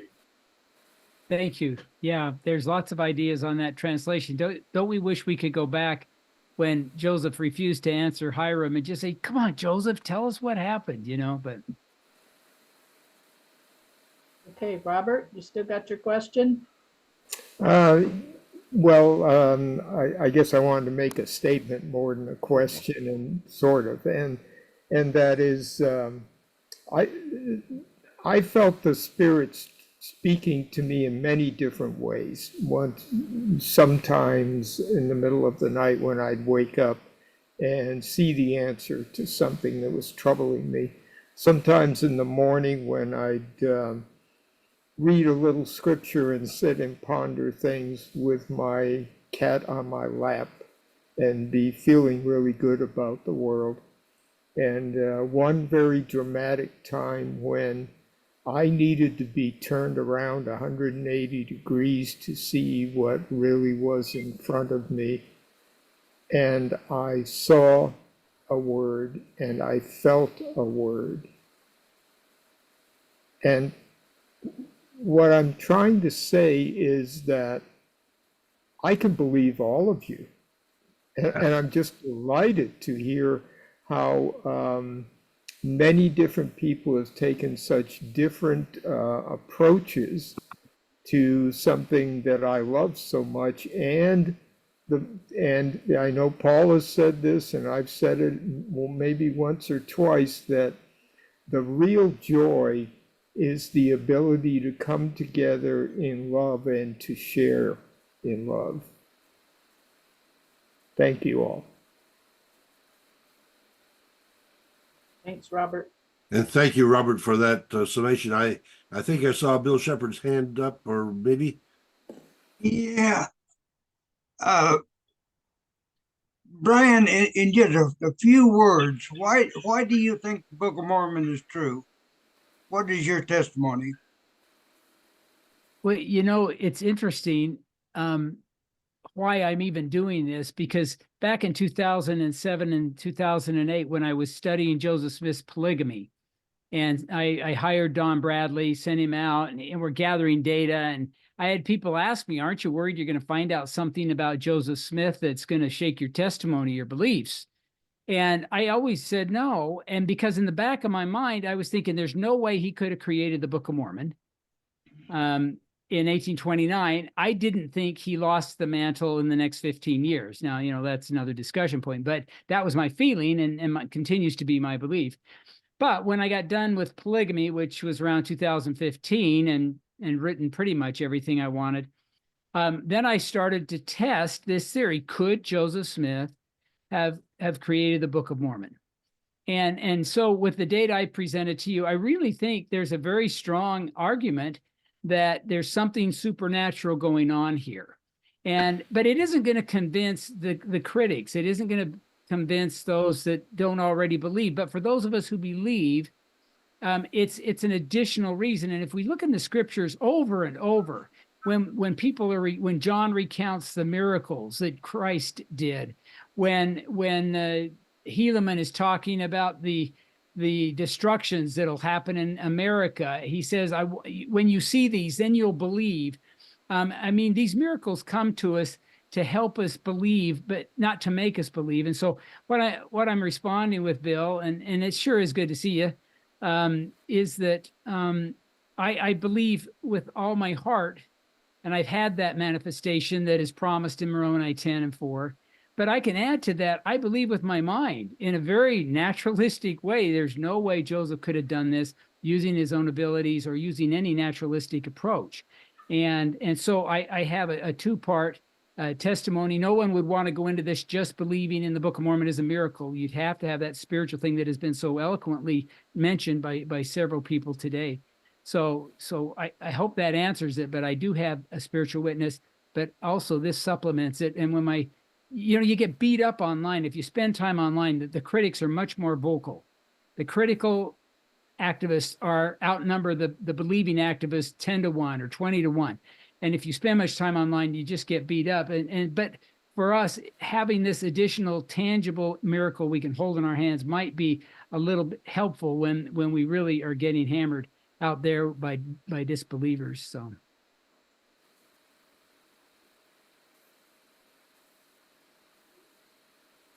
Well, thank you, Brian, for that summation statement. I would leave the matter open for additional questions and answers. We're almost 10 o'clock, and that's perhaps a good time for me to say goodnight. I have to make the trip to Nauvoo tomorrow to try to select some things to go for the dig at Lamoni that begins next Saturday. And I do want to invite any of you that would like to get that on your bucket list or off your bucket list to come get an archaeological experience. We will be digging at Joseph Smith III site on Saturdays, and the last 2 weeks of May are scheduled now. That is as much as weather permits. And we'll probably be adding more to that. But we have a picture that shows 2 doorways in a building that probably is the outhouse. And we can triangulate to within a matter of a few feet of where it was. And so we intend to find it. And outhouses tend to have a plethora of cultural material They should be able to, it should show us the glasswares and the ceramic wares that were used and that they ate their dinner on. And it probably will have some ascarid and nematode eggs to show the nature of the dysentery problems that they had.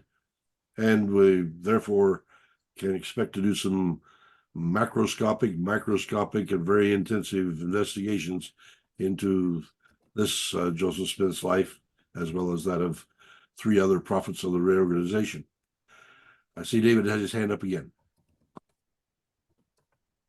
Yes, I was just going to ask, has any of your archaeological work in Nauvoo been restored, or is that still off? The irony there is that I did the dig beneath the bee house under which Joseph and Hiram were buried. I was a student of Robert Bray at the time in 1971, and that building was brick on top of limestone. But because of the historical record showing that in Joseph III's memoir that there was a log schoolhouse with a basement, they restored the log schoolhouse on top of the brick and limestone, which is totally unrealistic in my view. So it should be undone and replaced, because there's another basement accounted for on that site. Yeah, and so yes, that's one that's been restored. The Joseph Sr. and Lucy Mack Smith house has the logs gathered, and so I think that Bob Smith is going to be able to get the prototype of that put together up on I Dig Nauvoo campgrounds, perhaps as early as this summer. The Times and Seasons building is in the process of design, and that's the excavation that we were working on the last 2 summers. That one should hopefully be reconstructed within the next year or so. So much of my time and effort has been on the mansion house. And there's just an awful lot of work that I've done that probably will be bypassed now. But that's part of the overall nature of our stories being passed on to another generation. If you look at the story of the Christ, when he died and passed it on to the next generation, look what happened. Here we are 2,000 years later, and I'm sorry, but I don't think that he would be very proud of the way we've told his story. So But can I respond to David's question? There was a plan for the university nearby Nauvoo to run a field school in Hiram's house or his store this summer. While that initially looked like it was being canceled, there is a very real prospect that may continue on what is now LDS property, of course. So there've been some promising things happening about that. But the way I Dig Nauvoo did a volunteer come one, come all dig is very doubtful if that will happen again. Okay, thank you. Okay, Terry, go ahead. Paul, does that mean you're not going to be there in July like we originally talked about at Lamoni? No, I'm sorry, I didn't mean to shortcut that. I was just saying that I will be in Lamoni digging in the last 2 weeks of May, and because of the change of stewardship, I won't be in Nauvoo during May, so I'll be in Lamoni, and so I'm preempting that part of the excavation to what should be the better weather for digging. Now, the prospect for continuing digs throughout the summer and beyond is very high. So yeah, please, I'm looking forward to having a chance to dig with you again. Okay, because I already got my plane scheduled. I just wondered if I needed to cancel it in the last week of June or July. I mean, so we probably need to talk about it more as we go along, because certainly when we get to well, we had the first session that I was responsible for on Saturday, the 19th century Easter at Joseph III. We had 70 to 80 kids and roughly 50 adults that showed up. And it was an awesome experience with all those kids chasing down 1,000 eggs and throwing eggs at each other and pushing eggs across the obstacle course. And to see the amount of enthusiastic community support for our Easter program indicates, and there are several that made inquiry about the dig. I anticipate that we will be able to conduct archaeological investigations through the summer, and there appears to be a good deal of community support for that activity. Okay, we'll keep in touch. Thank you. Monty, go ahead. So I just wanted to say that when I became a member of a church, my decision was not based on Joseph Smith. It was based on the Holy Spirit's impression upon my heart that the Book of Mormon was scriptural, and there were proofs in there for me to be able to latch on to and help me with my understanding of what the Lord wanted me to do with my life. And it just I just don't believe in putting my faith in people. And Joseph Smith was a great guy, and but he, there are some folks who keep trying to almost deify him when they're talking about stuff, and he had the same problems everybody else has. I mean, and look, the poor guy was taken and put in a leadership role of a large movement that grew slowly, and there were people from various different organizations that became part of it and tried to carry their own doctrine with them when they came into the church. I really feel that towards the end of his life, Joseph himself really wasn't all that sure about what it was he was leading. But that doesn't affect whether or not the Book of Mormon is an expression of God to us in how to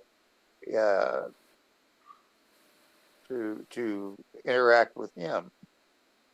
I'm sorry. I just I believe in you do a disservice to people when you try to put them up on a pedestal, and you endanger your whole group by letting too much personal opinion become a part of that. As long as it's stated as personal opinion in the Jewish culture, when they sit down to talk about the scriptures, they're arguing. They start off from that standpoint. They're arguing with one another, trying to sort out what's truthful, and we don't do enough of that. One of the things I love about this group is that you should get so many points of view, and I think of all of us as families of the Restoration, and anyway, I'm just rambling now, but I just wanted you to know that my belief was based on the scriptural value of the Book of Mormon specifically, not on the politics of the church. Okay. Rick Bennett has his Rick wants to get in. Okay, Rick. Unmute. You're muted. We aren't hearing you. Don't say you're muted. Try that. We still can't hear you.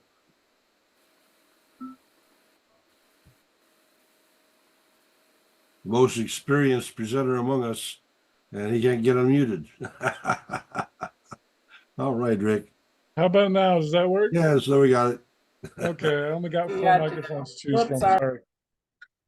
So I've been in and out, distracted, hearing parts and pieces. So I don't know if Brian already answered this question. So I apologize if it did. But did you say you had a publisher and a publishing date on this book? Greg Colford Books has agreed to publish it. We don't have a date.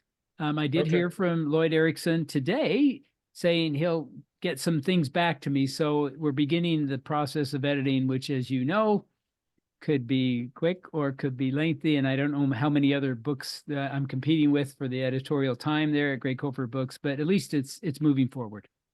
It's not going to You- be you as should- fast as Joseph Smith, though, That's right. You should challenge them to do it in 3 months. Yeah, that's a good thought.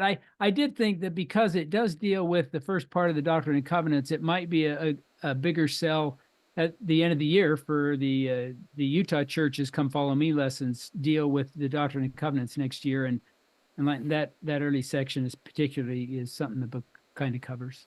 So. Cool, thanks. Will it be available on Amazon? Yes, should be. It should be Kindle, Amazon, or from Greg Colford Books. So. Good. Thank you. You can see Rick's wheels spinning. He's waiting to get another interview. Rick has been generous with me already, but I would love to do another one with him anytime. He knows that. So, Of course, thanks. Well, let me thank all of you. We are past 10 o'clock, and it's appropriate, I think, for us to trim our discussion at this point. I do want to thank all of you for, even though we have significant disagreements, we are able to do so amicably and appreciatively.